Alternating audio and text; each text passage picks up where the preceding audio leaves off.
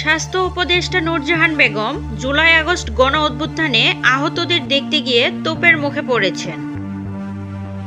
10 November বুধবারে রাজধানীর শেরেবাংলা নগরে জাতীয় অর্থোপেডিক হাসপাতাল এবং পুনর্বাসন প্রতিষ্ঠানে এ ঘটনাটি ঘটেছে।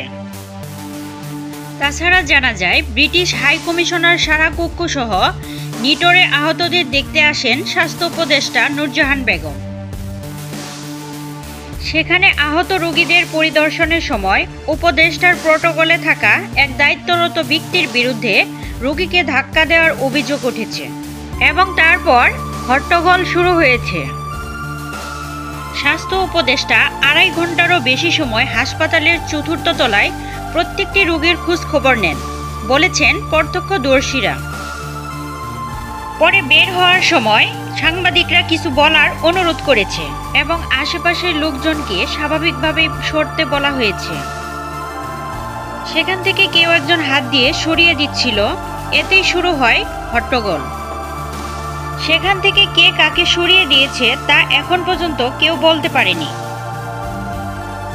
তারপর অপরদিকে নিটোরের গেট বন্ধ করে রাস্তায় অবস্থান নেন বিক্ষোভকারীরা, যার কারণে যানজট দেখা দেয়।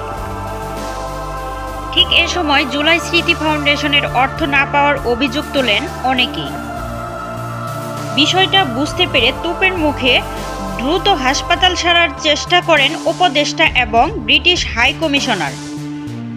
তারপর বিক্ষোভকারীরা তাদের গাড়ির সামনে থেকে ঘিরে ধরেন স্বাস্থ্য উপদেষ্টাকে। প্রিয় দর্শক, এতক্ষণ সাথে থাকার জন্য ধন্যবাদ।